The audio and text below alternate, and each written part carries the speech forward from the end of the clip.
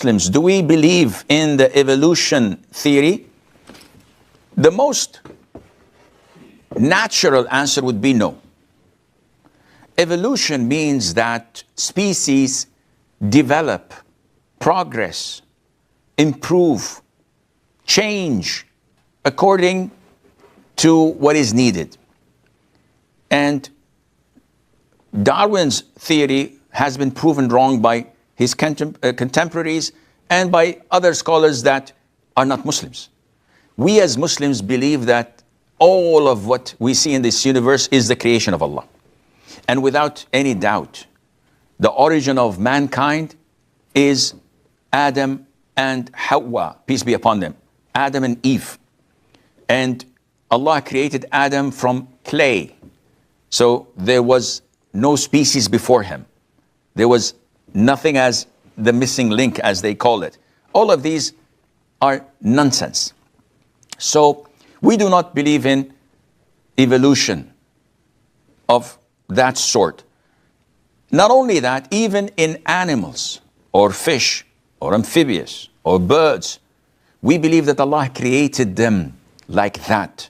We don't believe that they evolved due to the environment. It's Allah subhanahu wa ta'ala who did this, and this is not a natural selection. This is not something of their own that so happens because of the environment or of other factors. It's all the creation of Allah Azza wa Jal. In Pakistan, when nikah is done, the groom says Qabool Hai 3 times.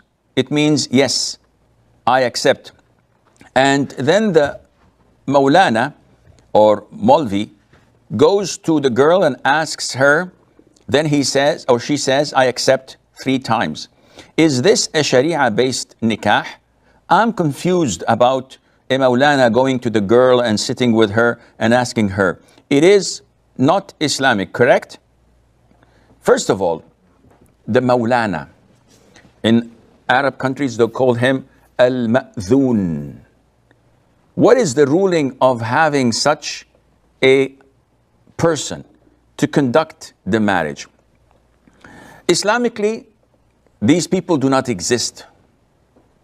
This is an administrative issue related to bookkeeping, registrars, but it has nothing to do with the validity of marriage.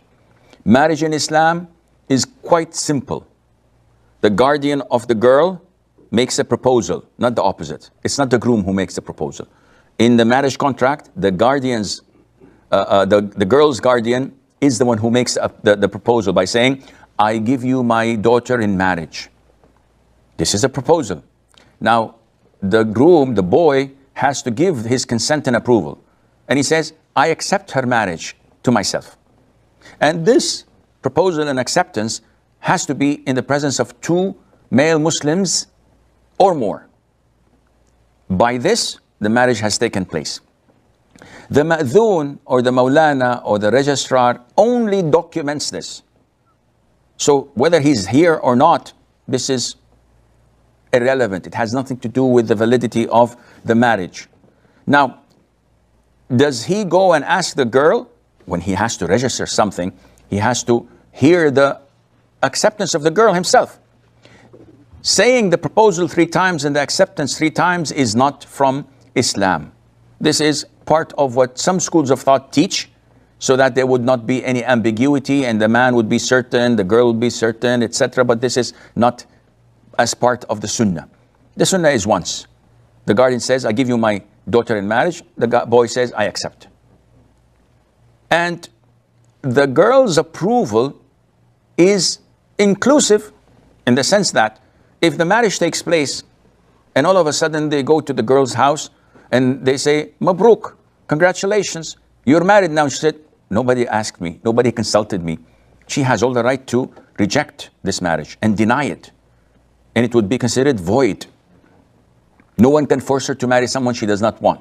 But in 99.9%, it's the father who goes to the girl and says, we're going to make your marriage contract tonight, tomorrow, next week. Are you okay with this? Muhammad is marrying you, the son of Abdullah or so-and-so. and she approves of it and she agrees to it, khalas, it's done. We don't have to bring the girl in front of the witnesses and tell them or to listen to her.